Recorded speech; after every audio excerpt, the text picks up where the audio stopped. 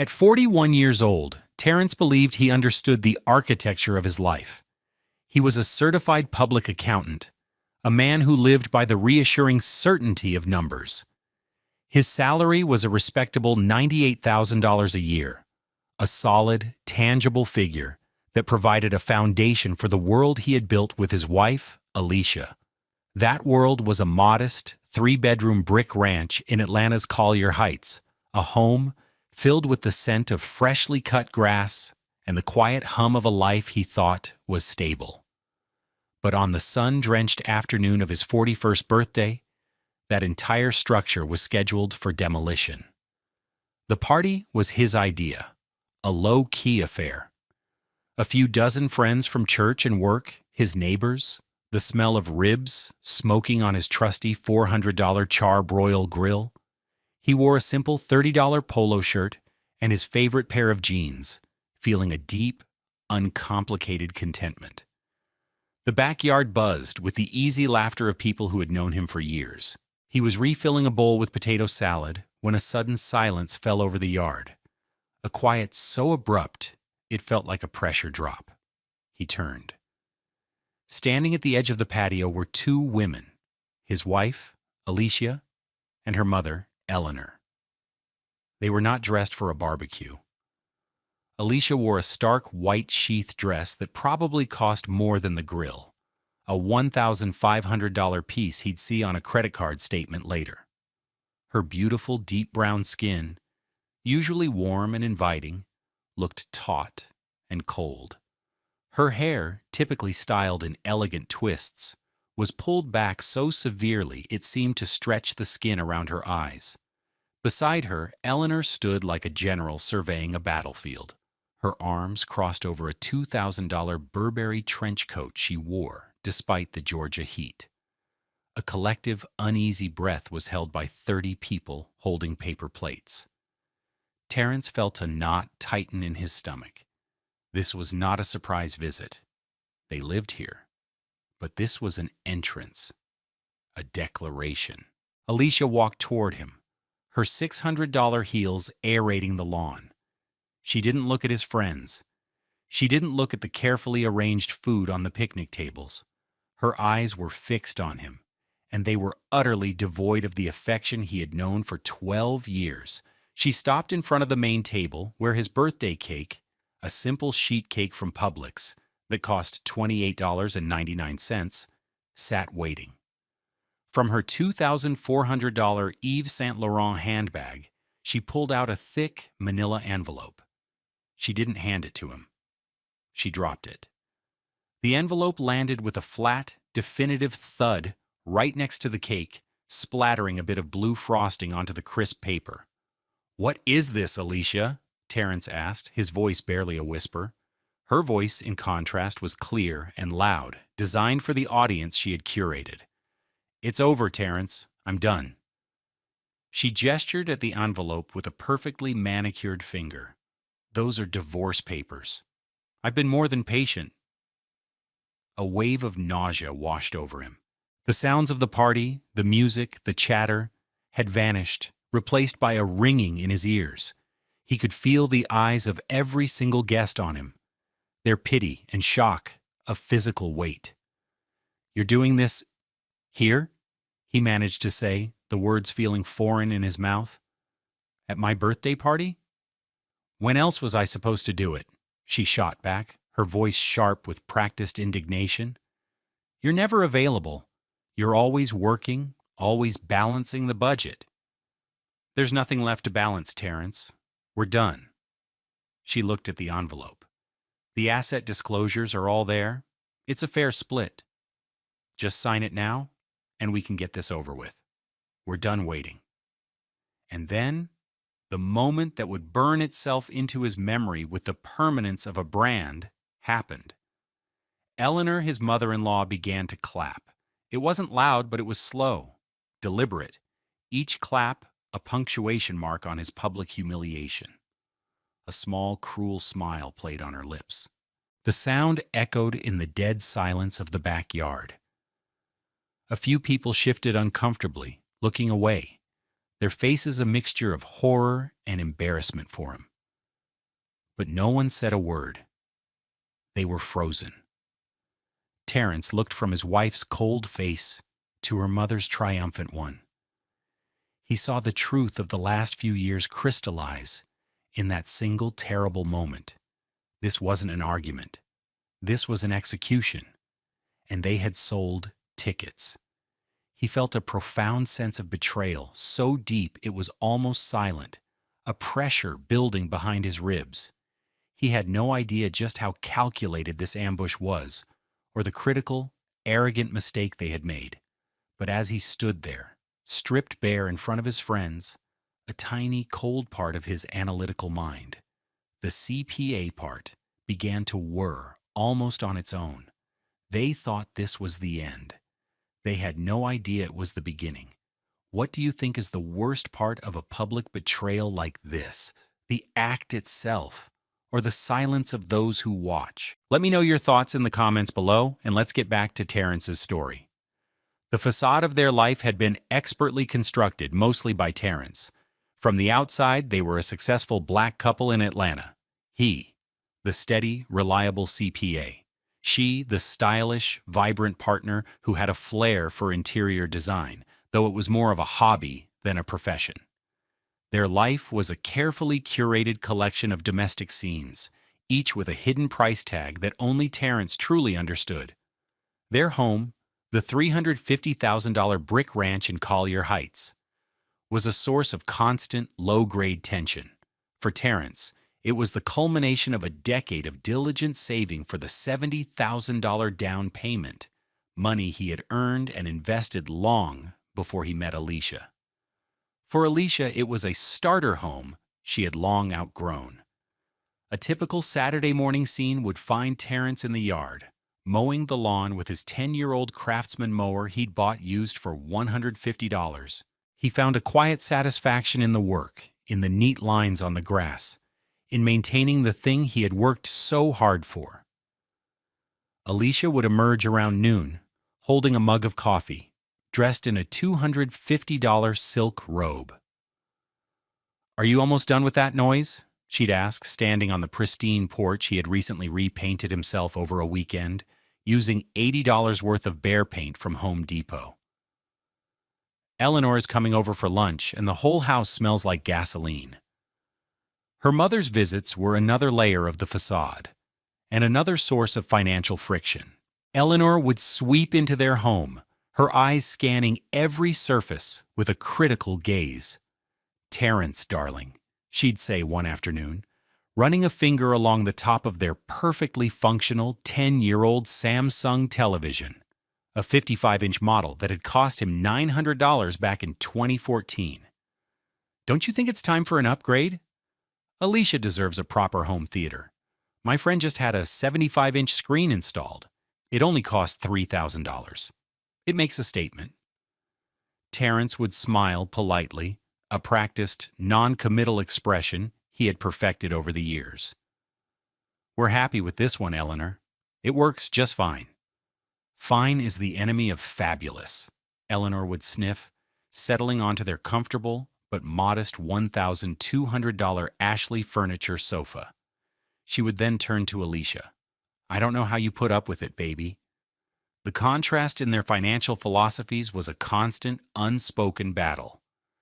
Terrence's watch was a simple, elegant $89 Timex, a gift from his late father. Alicia's was a $6,000 Cartier tank she had bought herself as a pick-me-up after a minor disagreement. He drove a 2018 Honda Accord, a sensible car with 80,000 miles on it, its $28,000 price tag long since paid off. She drove a leased BMW X3, which cost them $650 a month, a line item in his budget spreadsheet that always made him wince.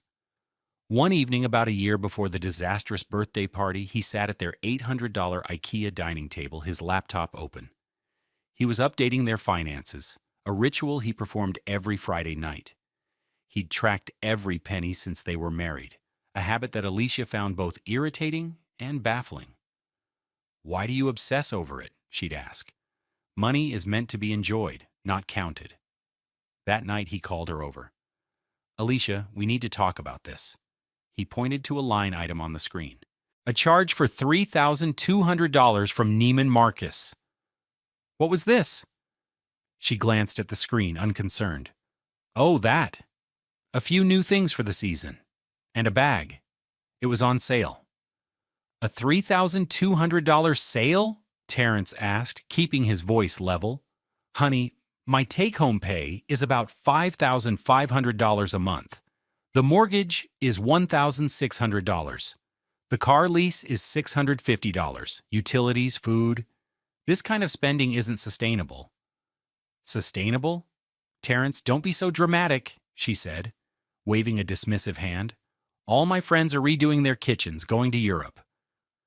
I buy one handbag, and you act like the world is ending. You're a CPA. You're supposed to be good with money. Make more of it. The words stung, but he didn't show it. He just closed the laptop. That's not how it works, Alicia. Being good with money means living within our means. My salary provides for this house, this life. It's a good salary, but it's not infinite. She sighed, a theatrical sound of deep suffering. My mother was right. I married for love, but I should have held out for a man with more ambition. She walked away, leaving him alone at the table, the glow of the screen reflecting in his glasses. The insult hung in the air, another small crack in the foundation of their marriage. He had no idea that she wasn't just spending his money. She was already planning how to take the rest of it. That conversation, he would later realize, was not about a handbag. It was a test of how far she could push him before he broke. And his calm, logical response was, in her eyes, a sign of weakness. The cruelty did not begin at the birthday party. It merely culminated there. For the last 2 years, Terrence had been living in a slow-boiling pot. The temperature cranked up so gradually he almost didn't notice he was being cooked alive. The escalating betrayal was a series of scenes, each one chipping away at his sense of security and self-worth. It started with small, dismissive comments that grew into full-blown assaults on his character. About 18 months before the divorce papers, they were at a dinner party at the home of one of Alicia's friends. The house was a sprawling, modern construction in Buckhead, all glass and steel, easily worth over $2 million. The host, a surgeon, was showing off his new Porsche 911, a $150,000 monument to his success. Alicia's friend's husband clapped Terrence on the shoulder. So, Terrence, what do you drive? Before he could answer, Alicia laughed, a high, brittle sound. Oh, Terrence is in charge of our carbon footprint, she said, her voice dripping with sarcasm. He drives a very sensible, very beige sedan. The group chuckled, and Terrence felt a hot flush of shame. He just smiled and said, "It gets me from A to B." Later in the car, the silence was thick. "Why would you say that, Alicia?" he asked quietly. "What?" "It's true," she replied, staring out the window. "I'm tired of being the only one at the party whose husband doesn't have anything to show for himself. My friends feel sorry for me." "Your friends' husbands are surgeons and investment bankers. I'm a CPA. It's a different profession," he said, his hands tight on the wheel of his sensible sedan. "It's a different level of ambition," she corrected him coldly. The callback to her previous insult was not lost on him. The financial pressure intensified. Eleanor's boutique clothing store, Eleanor's Elegance, was failing. It was a vanity project she'd funded with a second mortgage on her condo, a space filled with overpriced, out-of-style garments that gathered dust. One evening, about 8 months before the party, Alicia and Eleanor cornered him in the living room. It felt like a formal deposition. "Terrence, we need your help," Alicia began, her tone unusually serious. "My mother needs a small business loan to update her inventory and launch a website," she explained. "Just a bridge loan. About $75,000. Terrence felt his stomach clench. He had seen the boutique's books. It wasn't a business. It was a black hole. Alicia, we can't do that. The business is losing thousands of dollars a month. No bank would approve that loan. That's why you need to co-sign, Eleanor chimed in, her voice sharp. With your credit score and your stable job, it would be a sure thing. Co-signing means we would be responsible for the debt when the business can't pay it. And it won't be able to pay it, Terrence explained patiently, as if to a client. It would put our house at risk. I can't do that. Alicia's face hardened. So you're saying no? You're refusing to help my mother? I'm refusing to make a catastrophic financial decision that will bankrupt us, he said, his voice firm. Eleanor stood up, her face a mask of fury. I knew it, she spat. I told you, Alicia, he's not a provider. He's a gatekeeper. He hoards his little salary and keeps you from living the life you deserve. He is a small man with a small mind. She turned and stormed out of the house. Alicia didn't follow her. She turned to Terrence, her eyes blazing. You just humiliated my mother, and you humiliated me. You would rather count your pennies than support my family. I will never, ever forget this. She walked out of the room, and for the next week, she treated him with a frigid disdain that was worse than any argument. The house grew cold. The final, most vicious episode before the party happened about 2 months prior. Terrence came home from work early one Tuesday around 4 p.m., hoping to surprise Alicia and perhaps break the suffocating tension between them. He walked in the front door and heard voices coming from the kitchen.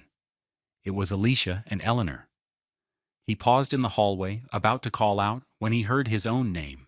I just don't know how much longer I can do this, Mama, Alicia was saying, her voice thick with a frustration that sounded utterly genuine.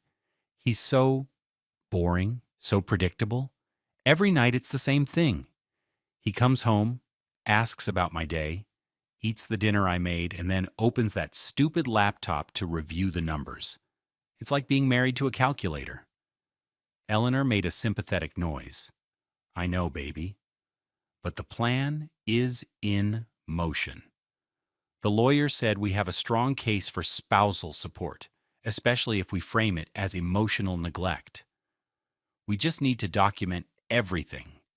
His refusal to help with the boutique is a huge point in our favor. It shows a pattern of financial control.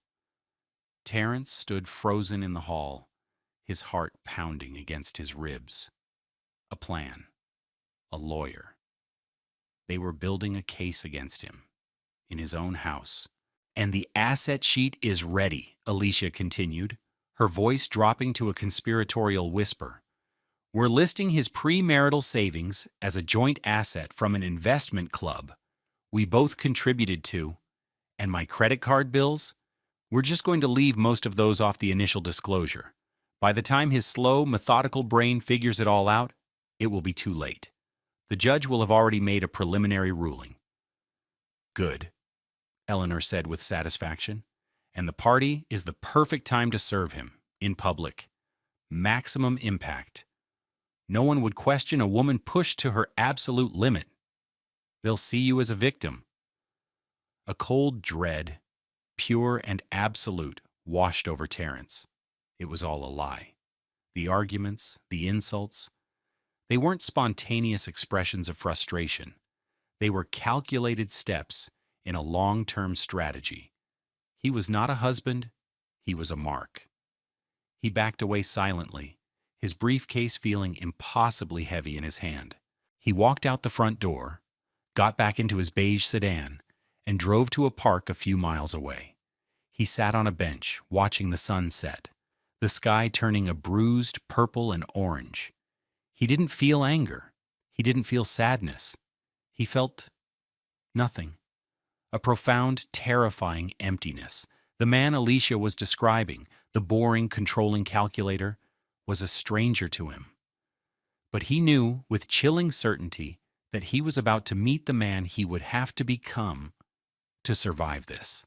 Someone just as cold, just as methodical, and far more precise. The party ended not with a bang, but with a slow, agonizing fizzle. After Alicia and Eleanor made their dramatic exit, a thick, unbearable awkwardness descended upon the backyard. Friends who had been laughing with him an hour earlier now struggled to meet his eye. One by one, they came up to him, murmuring apologies and condolences as if he had suffered a death in the family. "I'm so sorry, Terrence. Call me if you need anything. This is just awful." Within 30 minutes, the yard was empty. All that remained was the wreckage, half-eaten plates of food, crumpled napkins, and the birthday cake, now mockingly cheerful, with its one slice missing where the envelope had landed, and the envelope itself sitting on the picnic table like an unexploded bomb. For a long time, Terrence just stood there, listening to the evening sounds of his neighborhood, a distant dog barking, the faint laughter from another house. Rain began to fall, a soft, misty drizzle that felt like a confirmation of his misery. The drops pattered on the table, darkening the manila envelope. At 6:47 p.m., he finally moved. He walked over, picked up the envelope, and carried it inside. He left the mess in the yard. He couldn't bear to clean it up. It felt like tidying a crime scene while the body was still warm. Inside, the house was silent and dark. He didn't turn on the lights. He sat at the same IKEA dining table where he had tried to reason with her about their budget, the one where he had counted every penny to build a life she was now trying to burn to the ground. The paper was damp from the rain. His hands trembled slightly as he tore it open. He was a CPA. He spent his days staring at documents, at contracts, at financial statements. He was trained to find the story in the numbers, the truth hidden in the fine print. But this was different. This was his own life, itemized and devalued. He pulled out the stack of papers, a petition for dissolution of marriage, a summons, and the financial affidavit. His eyes scanned the petition first, the usual legalese, but then he got to the section alleging grounds for divorce. Irreconcilable differences was cited, but it was supplemented with a narrative. It was the same story he had overheard in the kitchen. He was controlling, emotionally distant, and his financial abuse, his refusal to co-sign the $75,000 loan for Eleanor's boutique, was presented as the final straw. It was a masterpiece of fiction, painting him as a villain and Alicia as a long-suffering victim. Then he turned to the financial affidavit. His blood ran cold. Just as she had planned, his premarital assets, the $70,000 he had saved for the down payment on their house, were listed under joint marital assets, with a fraudulent note about an investment club.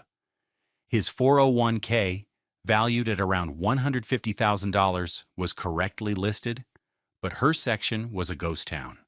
Her credit card debt, which he knew to be close to $50,000 across 3 different cards, was listed as a mere $4,500.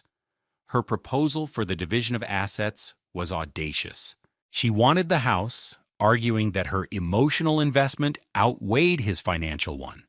50% of his 401k and $3,000 a month in spousal support for 5 years. By her math, she would walk away with the house. Over $75,000 in cash, a steady income stream. And he would be left with half his retirement and all of her debt, which would undoubtedly surface later. It was financial annihilation. He felt a wave of despair so profound, it was almost paralyzing. They had thought of everything.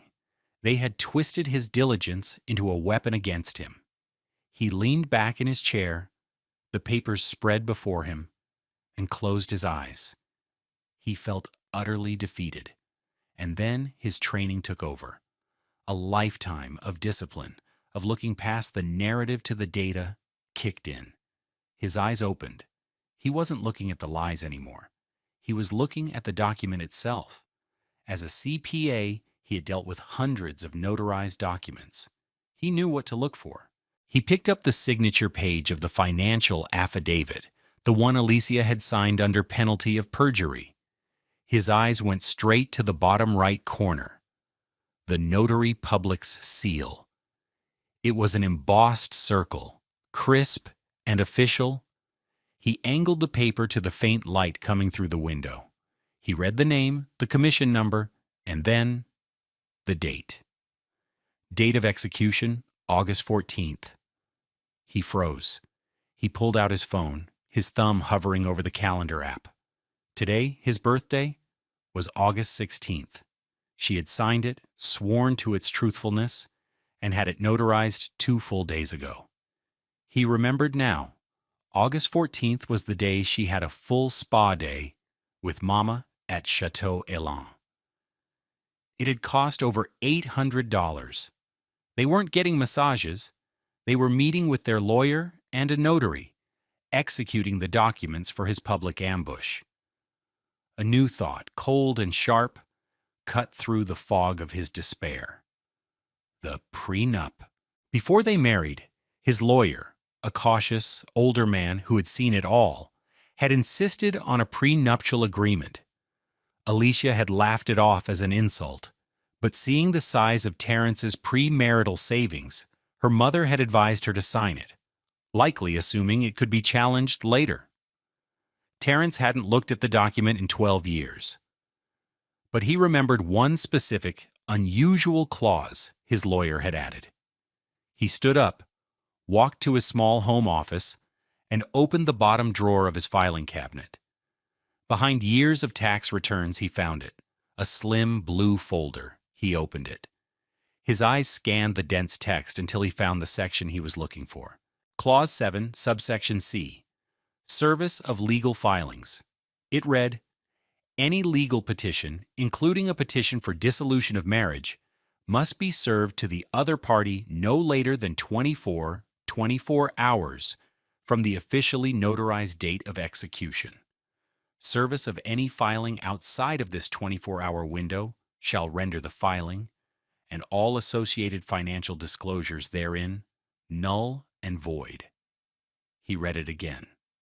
And again. It was an obscure clause designed to prevent exactly this kind of strategic backdating and ambush. A 24-hour window. She had served him the papers on August 16th, roughly 48 hours after they were executed on August 14th. She had missed the deadline. In her arrogant theatrical cruelty, in her desire to maximize his humiliation by waiting for the perfect public moment, she had made a fatal, amateur error. She had voided her own petition. All the lies on the financial affidavit, the demand for the house, the claim for his retirement, all of it was legally meaningless. He sat back down at the table, the prenup in one hand, her voided petition in the other. The rain fell harder outside, washing the world clean. He felt no joy, no triumphant surge of adrenaline. Instead, a profound surgical calm settled over him. The grief was still there, a heavy stone in his gut. But now, it had a purpose. The calculator was back online, and he was ready to start running the numbers. The days following the party were a masterclass in strategic restraint. Terrence moved through his life with a chilling, deliberate normalcy that unnerved Alicia more than any outburst would have. He was playing dumb, and he was playing for keeps. Each lie he told, each piece of feigned ignorance, was a scene in a much larger play that only he had the script for. The morning after the party, he woke up at his usual 6 a.m. He went into the kitchen, where Alicia was already sipping coffee, a smug, expectant look on her face. She was wearing another expensive silk robe, this one a deep burgundy that cost $300. She was waiting for him to be broken, to beg, to plead. "Did you sleep?" she asked, her voice laced with false concern. "Not much," he said, his tone flat. He opened the refrigerator and took out the eggs. He started making breakfast just as he did every weekend. The familiar sounds, the cracking of shells, the sizzle of butter in the pan, filled the tense silence. "Have you looked at the papers?" she pressed, unable to hide her impatience. He scooped the scrambled eggs onto a plate and sat down at the table, not looking at her. I glanced at them, he said, picking up his fork. It's a lot to take in. He took a bite of eggs. Her eyes narrowed. Her eyes. This was not the reaction she had anticipated. It's a very generous offer, Terrence. More than fair. My lawyer said so. The best thing for you to do is just sign it. I hear you, he said, his voice calm. I just need some time to process everything. He finished his breakfast in silence, stood up, put his plate in the dishwasher, and went to get ready for work. He put on one of his standard work uniforms, a $150 Brooks Brothers dress shirt, gray slacks, Burson, and his well-shined $200 Johnston & Murphy shoes. He looked exactly like the man he was last week, the boring, predictable calculator. As he was leaving, he paused at the door. I have a late meeting with a new client tonight, so I'll probably be home around 9. This was his first lie. His client was David Miller, a razor-sharp litigation attorney his friend from church had recommended. The meeting was in a discreet coffee shop in Decatur, miles away from his usual downtown haunts. Alicia just nodded, a flicker of annoyance on her face. His composure was ruining her victory lap. Fine, she said. That evening, Terrence sat across from David, a tall, impeccably dressed black man whose suit probably cost more than Terrence's monthly mortgage payment. But his eyes were kind, and his mind was a steel trap. The coffee shop was noisy, providing a perfect cover of anonymity. Terrence laid it all out. The public humiliation, the fraudulent financial affidavit, and finally, the two key documents, Alicia's voided petition and their prenuptial agreement. He slid the papers across the table. David read them, his expression shifting from sympathy to focused intensity. When he got to the notary date and then read Clause 7, subsection C of the prenup, a slow, dangerous smile spread across his face. Oh, she did not, he said, almost to himself. He looked up at Terrence, his eyes gleaming. Terrence, this is not just a mistake. This is an act of legal self-immolation. This is arrogance on a level I rarely see. They were so focused on the drama, on the cruelty, that they failed to read the contract. So the clause is enforceable? Terrence asked. Enforceable? It's a tactical nuke, David said, leaning forward. Her entire filing is dead on arrival. We don't even have to fight about the fraudulent asset sheet. It's inadmissible because the petition that carries it is void. We can get it thrown out with a simple motion to dismiss. For the next hour, they planned. David advised him to continue playing dumb. Let her think she has you on the ropes, he instructed. Let her get comfortable. In the meantime, we gather our own ammunition. I want you to pull every bank statement, every credit card bill, every investment account statement for the last 5 years. We are going to build a forensic accounting of this marriage so precise, so undeniable, that when we do respond, she will have nowhere to hide. The next day, Terrence told Alicia he had to go into the office on Saturday to catch up on some quarterly reports. Another lie. Instead, he spent 8 hours in a rented temporary office space from Regus for $50 an hour. He had his laptop, a portable scanner, and boxes of financial records he had taken from his home office. He worked with the methodical focus he brought to his most complex audits. He built a spreadsheet. Column by column, he documented every lavish purchase Alicia had made. The $2,400 Yves Saint Laurent bag. The $800 spa day that was actually a meeting with her lawyer. Thousands of dollars spent at Phipps Plaza and Lenox Square. He cross-referenced the dates of her biggest spending sprees with his work travel schedule, noting she often bought expensive items when he was out of town. He also documented his own contributions, the mortgage payments drawn directly from his personal bank account, the property taxes, the car insurance, the down payment that came from an inheritance from his grandmother, with a clear paper trail proving it was premarital. By the end of the day, he had a complete financial narrative of their marriage. It showed a man earning a solid upper-middle-class salary, diligently paying for their shared life, and a woman systematically draining their resources on luxury goods while contributing almost nothing. The total of her personal, non-essential spending over the last 3 years alone exceeded $130,000. Her documented credit card debt was not $4,500, but $47,821.14. He saved the final spreadsheet. Encrypting the file with a 24-character password, he named it Project Reckoning. When he got home late that evening, Alicia was on the phone with her mother, her voice bright and cheerful.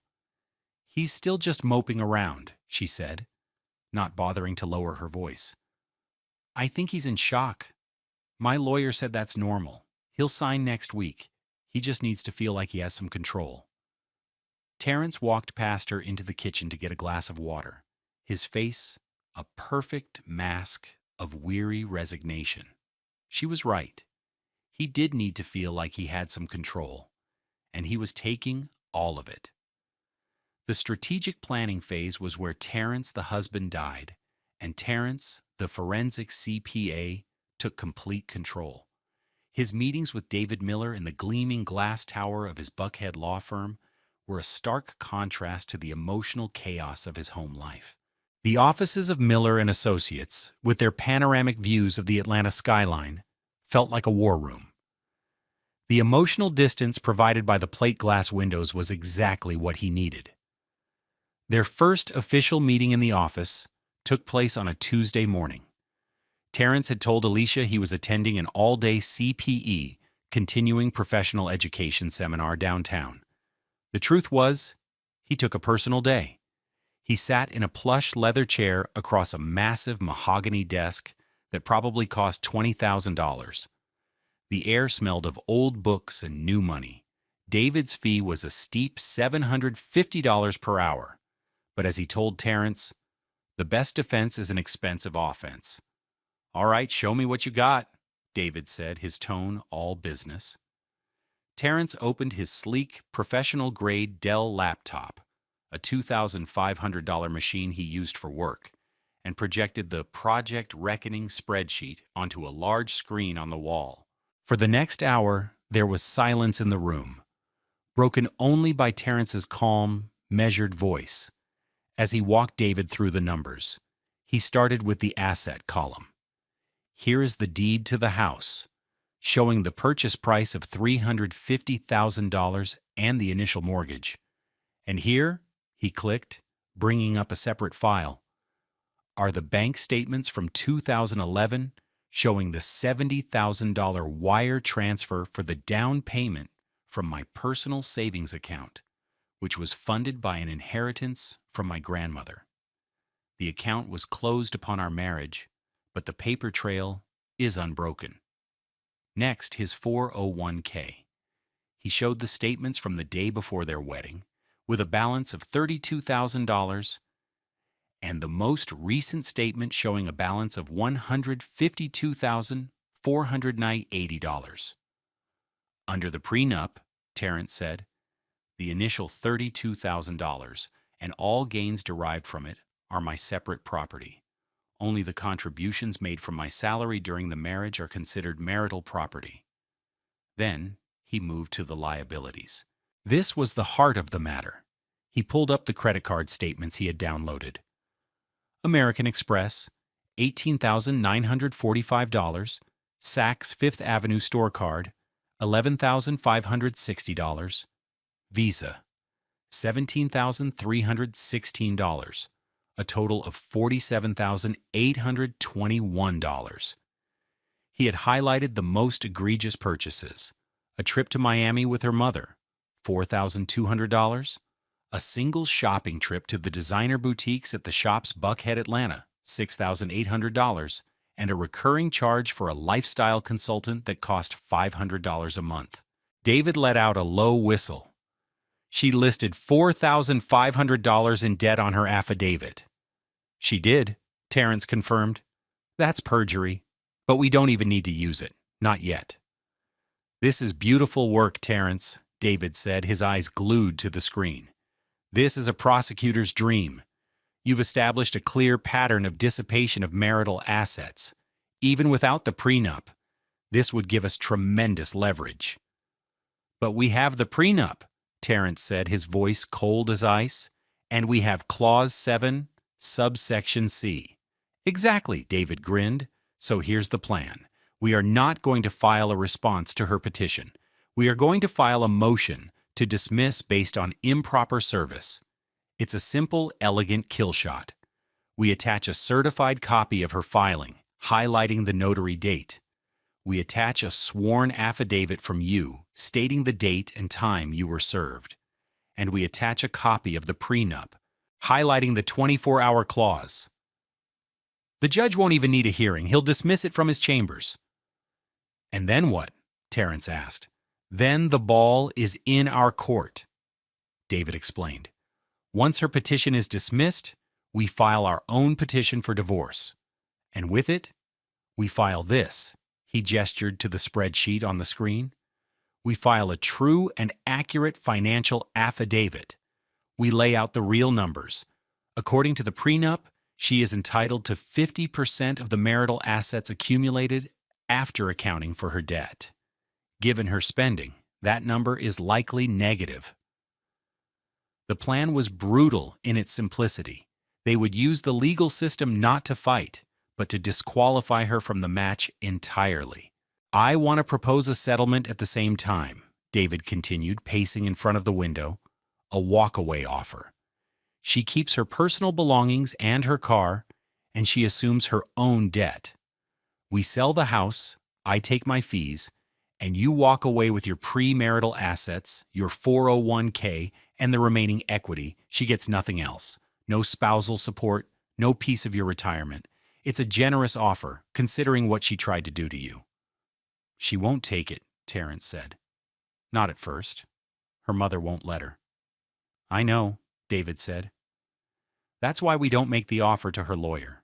We schedule a 4-way settlement conference. You, me, her, and her lawyer. We let them walk in thinking they have all the power, let them make their demands one last time. And then we hand them the motion to dismiss. We let them read it, right there in front of us. We watch the blood drain from their faces. Then, and only then, do we slide the walkaway offer across the table? David paused, looking at Terrence intently. This is going to be a confrontation, Terrence. It won't be in your backyard, but it will be just as intense. Are you ready for that? Terrence thought of the clapping. He thought of the words, small man with a small mind. He thought of the years of quiet condescension and the cold, calculated plot to ruin him. Yes, Terrence said, his voice devoid of any emotion. I am. The meeting was set for the following Friday. For the next 10 days, Terrence lived a double life. At home, he was the quiet, wounded husband, seemingly paralyzed by indecision.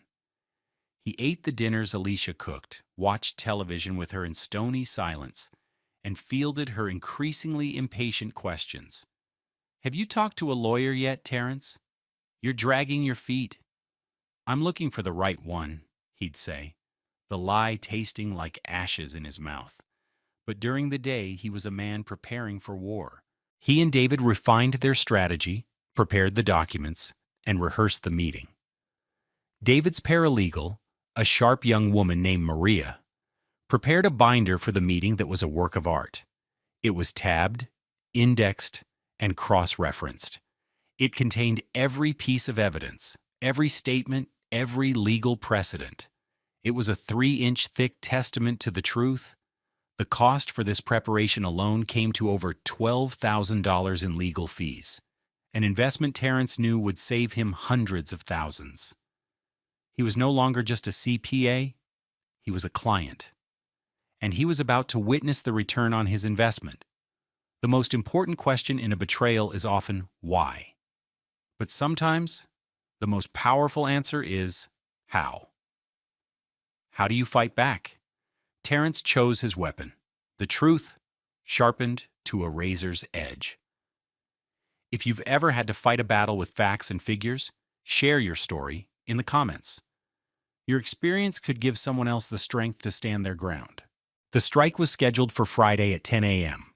Sharp. The setting was Conference Room B at Miller & Associates, a space designed for intimidation. It was a corner room on the 45th floor, with floor-to-ceiling glass walls offering a dizzying 180-degree view of Atlanta. The city spread out below them, a map of Terrence's past and future. The conference table was a single massive slab of polished black granite that felt cold to the touch. Terrence and David arrived at 9:45 a.m. David was dressed in a custom-tailored Navy suit, an $8,000 armor of success. Terrence wore a conservative charcoal suit, his own version of battle dress, a $600 offering from Joss, a bank. He felt a strange, detached calm. He placed his simple leather briefcase on the floor beside him. Inside was a copy of the binder David's team had prepared. David placed his own identical 3-inch binder on the table with a soft, authoritative thud. They sat and waited. At precisely 10:03 a.m., Alicia, her mother Eleanor, and their lawyer walked in. The 3-minute delay was a classic power move, and David and Terrence had anticipated it. Alicia looked triumphant. She was wearing a cream-colored Chanel-style suit that screamed money, a new acquisition he estimated at around $4,000. Her hair was perfectly coiffed, and she carried a new Prada bag, a $3,500 accessory for her victory. Eleanor was right behind her, a smug smile plastered on her face. Their lawyer, a man named Arthur Vance, was in his late 50s with a florid face and a suit that was expensive but didn't fit him quite right. He reeked of cheap confidence. "David, good to see you," Vance boomed, extending a hand that David shook briefly. "And Terrence, glad you could finally join us. I trust you've come to your senses." They took their seats on the opposite side of the vast granite table. The city skyline behind them made them look like silhouettes in a drama. "Let's not waste time with pleasantries, Arthur," David said, his voice smooth as silk. "I believe you wanted to present a settlement offer." Vance puffed out his chest. "Indeed. My client has been more than generous in her initial filing, but in the spirit of avoiding a protracted and messy court battle, she is willing to make a few minor concessions." He slid a single piece of paper across the table. "Alicia will agree to take the house, 60% of the 401k instead of 50, and we will reduce the spousal support request to $2,500 a month for 4 years. In return, Mr. Jones will be absolved of any of her pre-existing consumer debt. It's a gift, David. I advise your client to take it and move on with his life." Terrence felt a flash of white-hot anger, but his face remained impassive. He looked at Alicia. She was staring at him, a look of pitying condescension on her face, as if she were doing him a favor. Eleanor nodded in agreement, her gaze sharp and possessive, as if she were already measuring the rooms in his house for new furniture. David didn't even glance at the paper. He pushed it back across the table with one finger. "The offer is rejected," he said calmly. Vance chuckled. "Rejected? On what grounds?" "You have no grounds. We have a signed financial affidavit. We have documented emotional and financial abuse. You walk into a courtroom with that, your client will be crucified. He'll be lucky to keep his toothbrush." David leaned forward, a predator sensing the kill. "Arthur, let me ask you a question. As an officer of the court, what is the single most important detail on a notarized legal document?" Vance looked confused. "The signature, I suppose. The seal." "And what does the seal signify?" David pressed. "That the person signing is who they say they are, and that they signed it on the date indicated," Vance said, his voice losing some of its bluster. He was starting to look uneasy. "Precisely," David said. "The date." "Maria," he said, turning to his paralegal, who had entered the room silently. "The documents, please." Maria placed 3 identical slim folders on the table, one in front of Vance, one in front of Alicia, and one in front of Eleanor. "Please open them," David said. Vance opened his folder. Inside were 3 pieces of paper. The first was a copy of the signature page from Alicia's own filing. The notary seal and the date, August 14th, were highlighted in yellow. The second page was a sworn affidavit from Terrence, stating he was served the papers at his home at approximately 5:15 p.m. on August 16th. The third page was a copy of Clause 7, subsection C of the prenuptial agreement, also highlighted. A dead silence fell over the room. Vance read the clause, his florid face turning a blotchy, pale white. He looked from the paper to Alicia, a dawning horror in his eyes. "When did you serve him?" he whispered to her, his voice hoarse. Alicia looked confused. "At the party, on his birthday, like we planned." "The date, Alicia? The date was the 16th, Vance hissed. "What does it matter?" Eleanor interjected, her voice shrill. "It's just a technicality. A trick." "It's not a trick, Mrs. Lawrence," David said, his voice cutting through the air like a scalpel. "It's contract law. It is the agreement your daughter and my client both signed, an agreement you advised her to sign. Her petition and the fraudulent financial disclosures attached to it were served outside the contractually mandated 24-hour window. They are therefore null and void. They have no legal standing. They are nothing more than expensive scrap paper." Alicia's face crumpled. The triumphant mask shattered, revealing a raw, panicked confusion. "What? No. Arthur, he's lying." Vance just shook his head, staring at the papers. He had been played. He had been made a fool of by his own client's arrogance. "He's not lying," he said numbly. David wasn't finished. He slid a 4th document across the table. It was a formal motion to dismiss. "We will be filing this with the court at noon today," he said. "The judge will sign it by the end of the day. Your case will cease to exist." He let that sink in for a moment. The only sound in the room was Alicia's ragged breathing. "However," David continued, his voice softening slightly, "my client is a reasonable man. Despite the malicious nature of your actions, the public humiliation, and the attempted fraud, he is willing to offer you a path forward." He slid one final document across the table. It was a 1-page settlement offer, the walkaway deal. She keeps her car and personal items. She assumes her $47,821.14 in debt.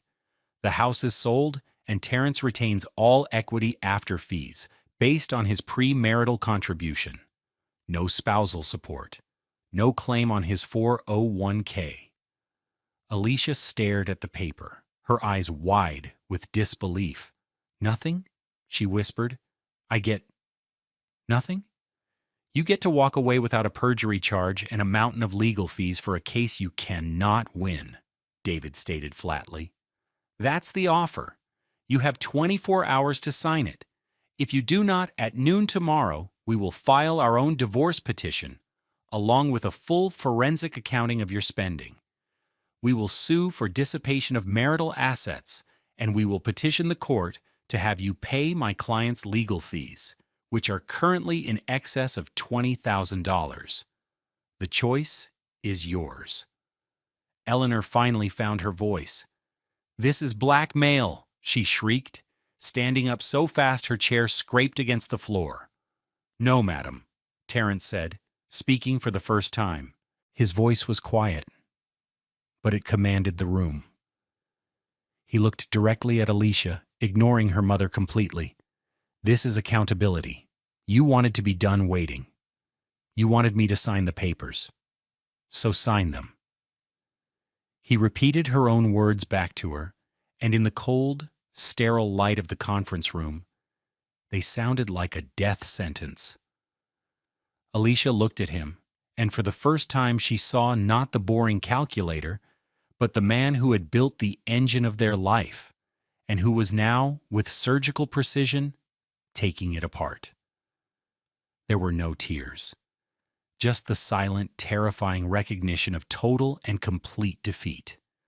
The collapse was not a single event, but a cascade of consequences, each one a direct result of the arrogance and cruelty that had been set in motion months before.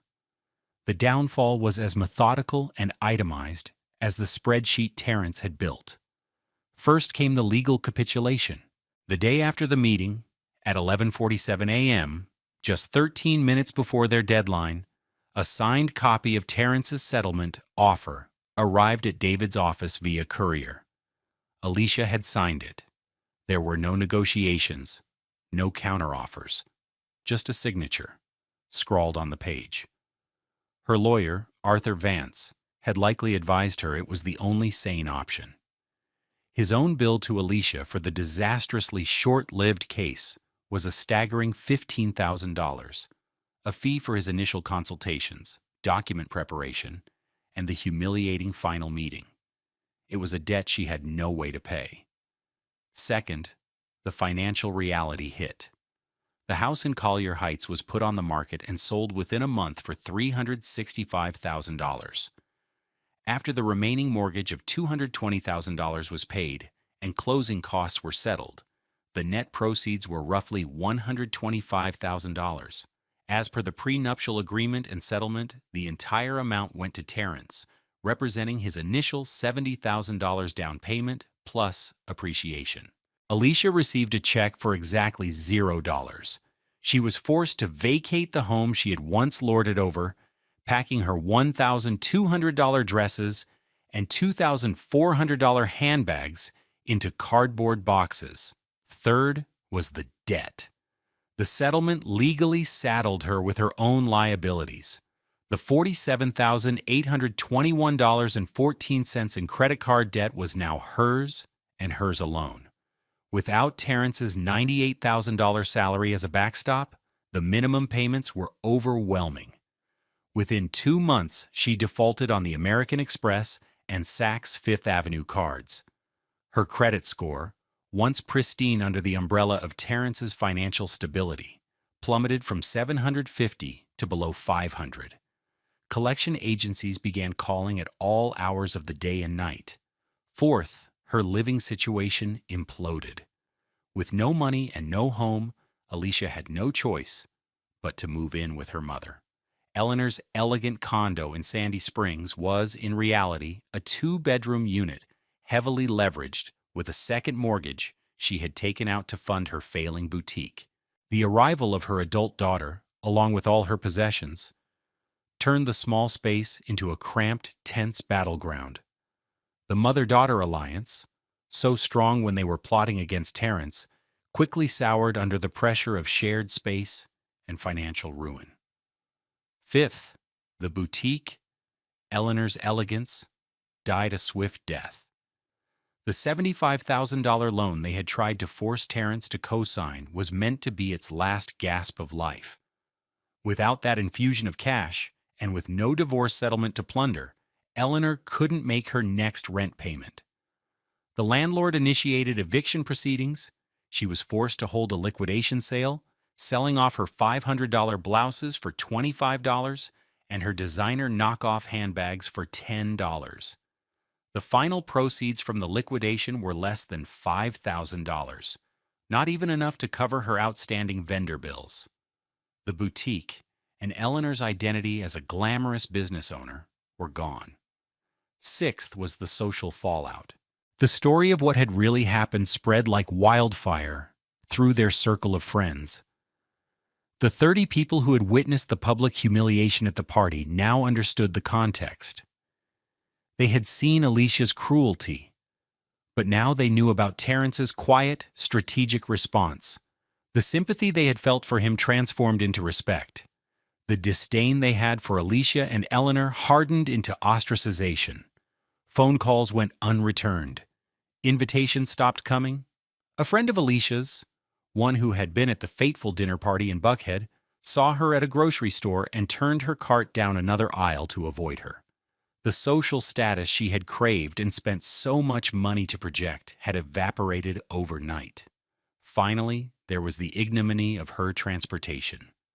The lease on her BMW X3, the $650 a month status symbol, was up. With her credit destroyed, she had no hope of leasing another luxury car. She had to sell some of her expensive handbags on a consignment website, The Real Real, getting pennies on the dollar just to scrape together enough cash to buy a car. She ended up with a 2010 Toyota Corolla with 140,000 miles on it, purchased for $6,500 in cash. Driving the beat-up sedan around the pristine streets of Sandy Springs was a daily, grinding reminder of everything she had lost. Terrence, meanwhile, watched none of this happen directly. He heard about it in bits and pieces from mutual acquaintances. He felt no pleasure, no schadenfreude. He only felt a quiet, somber sense of order being restored. The numbers had been reconciled. The books were balanced. The consequences were not a punishment he had inflicted. They were simply the logical outcome of their own actions, a debt coming due. 1 year later, the Atlanta sun streamed through the large industrial windows of a converted warehouse in West Midtown. The light illuminated the specks of dust dancing in the air and fell across a newly installed sign on a brick wall. The sign was simple, elegant, and rendered in brushed steel. Precision Forensic Accounting, LLC. This was Terrence's new world. After the divorce was finalized, he had quit his job at the large, impersonal accounting firm. He sold the house in Collier Heights and used the proceeds, the money he had rightfully protected, as seed capital. He invested $50,000 to launch his own boutique firm. He rented this 800-square-foot office space for $2,400 a month, a calculated risk that felt more exciting than any purchase he had ever made. The space was open and airy, with exposed brick, polished concrete floors, and a small garden of succulents he tended to on the windowsill. It was the physical manifestation of his new life, transparent, solid, and growing. He was no longer just a CPA who reviewed tax returns. He was a financial detective. His clients weren't large corporations. They were individuals, mostly women, who found themselves in the terrifying position he had been in, facing a divorce with a financially deceptive partner. He found hidden accounts, traced dissipated assets, and untangled complex webs of lies, all with the calm, surgical precision he had discovered within himself. His tagline was, "Clarity in Crisis." His business was thriving.